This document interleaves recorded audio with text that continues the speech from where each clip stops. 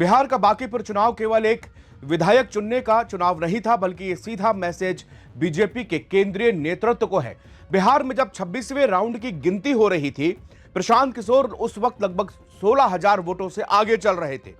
उसी वक्त पीके ने मीडिया से यह बात कही कि आज पूरे देश में बिहार के इस उपचुनाव का रिजल्ट सुर्खियों में है।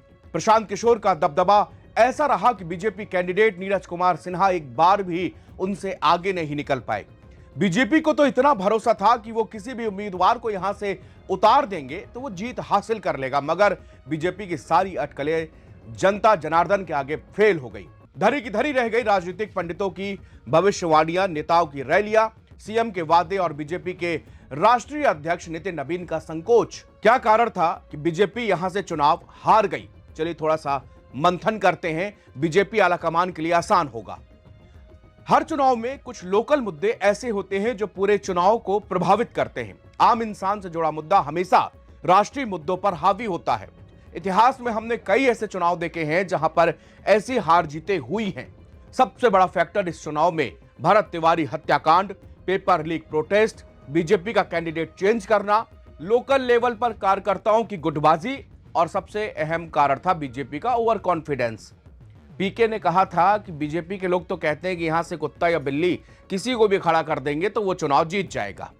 माना कि बांकीपुर बीजेपी का गढ़ रहा है, मगर आप मुद्दों से भटकोगे तो हार आपका तहे दिल से स्वागत करेगी, जैसे कि बांकीपुर की जनता ने आपका किया है। दूसरा कारण रहा इसमें पूरे के पीके फैक्टर। 2025 के बिहार विधानसभा चुनाव के विपरीत जब उनकी नई बनी जेसीपी राज्य की 243 में से 238 सीटों में चुनाव लड़ने के बावजूद अपना खाता भी नहीं खोल पाई थी। इस बार प्रशांत किशोर ने पटना की बांकीपुर सीट पर किसी और पार्टी के नेता को अपना उतारने के बजाय खुद चुनावी मैदान में उतरने का फैसला किया। किशोर की उम्मीदवारी बीजेपी के कमजोर कैंडिडेट नीरज कुमार सिन्हा पर भारी पड़ी। सिन्हा को पार्टी ने उस सीट से उतारा था जो कि उनके राष्ट्रीय अध्यक्ष नितिन नबीन के इस्तीफे से खाली हो गई थी। नितिन नबीन ने 2006 से 2026 तक 5 बार बांकीपुर का प्रतिनिधित्व किया था। प्रशांत किशोर के पक्ष में दूसरी बात, बीजेपी के गढ़ में बदलाव के लिए जनता का मूड रहा है। कई लोग जेएसपी प्रमुख को बेहतर और नेक इरादों वाला उम्मीदवार मान रहे थे।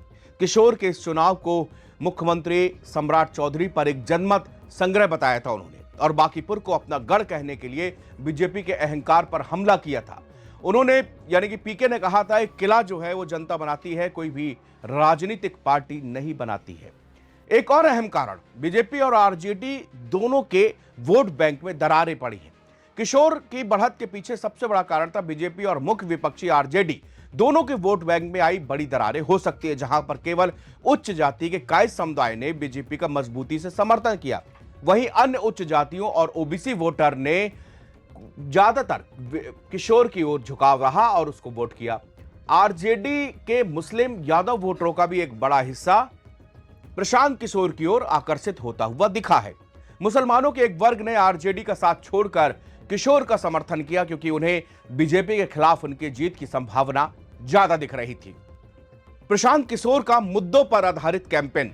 अपने कैंपेन के दौरान प्रशांत किशोर ने जाति और धर्म जैसे पुराने मुद्दों से ऊपर उठकर शिक्षा, नौकरी, नागरिक मामले जैसे कि मुख्य मुद्दों पर वो डटे रहे। विकास को लेकर वो डटे रहे, एजुकेशन को लेकर वो डटे रहे। वहीं पर नितिन नबीन ने इस हाई प्रोफाइल सीट के लिए बीजेपी का रोड मैप पेश करने के बजाय बांकीपुर के लोगों के साथ अपने भावनात्मक जुड़ाव पर ज्यादा जोर दिया। जेएसपी की पॉलिसी देखिए, किशोर ने अपने विरोधियों के मुकाबले बेहतर चुनावी रणनीति बनाई। उन्होंने अपने कैंपेन में मोहल्ला बैठकों पर और बड़े पैमानों पर लोगों से बातचीत करने पर ज्यादा ध्यान दिया। इस तरह से वो बीजेपी के सोशल कॉम्बिनेशन को तोड़ने में सफल रहे और साथ ही सत्ताधारी पार्टी के स्थानीय इकाई में चल रही आपसी कलह और मतभेदों का भी उन्होंने खुलकर फायदा उठाया। प्रशांत किशोर की जीत के साथ बिहार में एक नए अध्याय की भी शुरुआत हो चुकी है। वहीं पर बीजेपी आलाकमान हो चाहे सम्राट चौधरी हो, वो इस बात पर आज जरूर दुखी भी होंगे और सोच रहे होंगे कि ये सम्राट चौधरी के नेतृत्व में पहला इलेक्शन था बाईपोल और आखिरकार बीजेपी कैसे यहां पर फेल हो गई। बीजेपी आसपास भी नहीं टिकी और किसी भी राउंड में वो प्रशांत किशोर से ऊपर नहीं आ पाई।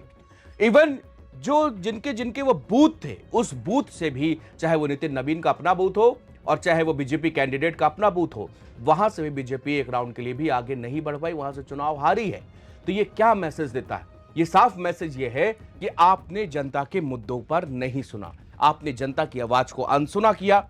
आप वही अपने घिसे पिटे पुराने मुद्दे, मंदिर को लेकर, मस्जिद को लेकर, धर्म को लेकर, जातियों को लेकर लगे रहे। लेकिन उसके उलट प्रशांत किशोर बार बार जनता के बीच में गए। उन्होंने छात्रों को लेकर, एजुकेशन को लेकर, एम्प्लॉयमेंट को लेकर, इन सब चीजों को लेकर बात कही, डायरेक्ट बातचीत करी, और उसका नतीजा जो है ये वोटों में तब्दील होता हुआ आपको दिख रहा है। हम बहुत सारी ऐसी मीडिया रिपोर्ट्स और जो ग्राउंड्स पर पत्रकार थे और जो लगातार लोगों से बातचीत कर रहे थे, उनको हम सुन रहे थे। लोगों के मन में, चाहे वो भरत तिवारी इनकाउंटर को लेकर सवाल हो, चाहे वो उसमें पुलिस को लेकर, बिहार पुलिस को लेकर सवाल हो, चाहे वो कह रहे हो कि सम्राट चौधरी ने सीएम बनते के साथ सबसे पहले तोड़फोड़ करना शुरू कर दिया। सम्राट चौधरी के ऊपर एक और बड़ा आरोप वहां की जनता लगाती कि ये योगी आदित्यनाथ को कॉपी कर रहे हैं, उत्तर प्रदेश के सीएम को, जबकि इनको अपनी शैली पर काम करना चाहिए, लेकिन वो यहां पर नहीं कर रहे। शिकायत यहां तक थी कि बिहार पुलिस को बिल्कुल खुली छूट दे दी गई है। अच्छा, ये बात बिल्कुल जायज है कि किसी भी प्रदेश में अगर आपको क्राइम को जीरो करना है, क्राइम को अगर आपको खत्म करना है, तो आपको कुछ सख्त जो है स्टेप उठाने पड़ते हैं। और बिहार की कानून व्यवस्था किसी से छिपी नहीं है। बिहार की कानून व्यवस्थाओं पर न जाने कितनी फिल्म और वेब सीरीज भी बन चुकी हैं। आपने देखा होगा कि अपराधी किस तरह बेखौफ होकर लोगों का अपहरण करते हैं, मर्डर करते हैं यहां पर। लेकिन उसको कम करने के लिए सम्राट चौधरी ने बिल्कुल शुरुआत से ही बिहार पुलिस को छूट दी और कहा कि कोई भी अपराधी बचने नहीं पाए। बहुत अच्छी पहल थी, सभी ने इसकी सराहना की। लेकिन जिस वक्त भरत तिवारी का एनकाउंटर वाला मामला सामने आया और लोगों ने मांग की, और वो एक पूरे देश भर में एक ऐसा मामला बन गया, जबकि एक व्यक्ति जो है अपना हथियार फेंक देता है, बावजूद उसको जो है बिहार पुलिस मार देती है। इस पर कार्रवाई भी की गई, एफआईआर दर्ज हुई, एक पुलिस एसटीएफ का एक जवान जो है उसको अरेस्ट भी किया गया। लेकिन इस सब में बहुत देर हो गई। तब तक ये गुस्सा लोगों के जहन में बैठ चुका था। लोग कहने लगे थे कि बिहार पुलिस निरंकुश हो चुकी है। इसी तरह जो पेपर लीक वाला मामला था और कांग्रेस जनता पार्टी का जो प्रोटेस्ट था, उसका सबसे ज्यादा असर दिल्ली के बाद अगर कहीं देखने को मिला था तो वो पटना था। पटना में और बिहार के कई जिलों में वो प्रोटेस्ट बहुत तेजी से आगे बढ़ा था और युवाओं ने खुलकर सरकार का विरोध किया था। और उस विरोध की आग में जो है बांकीपुर की सीट भी चली गई और नितिन नवीन का संकोच या कहे कि बीजेपी के वोटर्स, उन्होंने मूड बदला और सोचा कि इस बार से चलो अब बदलाव की ओर देखते हैं, प्रशांत किशोर की बातों पर विश्वास करते हैं, उनके भाषणों पर हम भरोसा दिखाते हैं। क्योंकि कई लोगों ने ये बात कही कि प्रशांत किशोर के जो स्पीचेस है, जो भाषण है, उसमें कहीं ना कहीं बिहार की तरक्की को लेकर बात की जाती है और इसी वजह से हमने इस बार जो है वो प्रशांत किशोर को वोट दिया है। तो अब ये समय है, ये समझने का भी वक्त है और बीजेपी आला कमान को भी ये समझना होगा कि आखिरकार इस तरह से जनता के सामने किस तरह के मुद्दे सब उठाने चाहिए और किसी भी सरकारों को निरंकुशता और ओवर कॉन्फिडेंस से बचना चाहिए। शुक्रिया।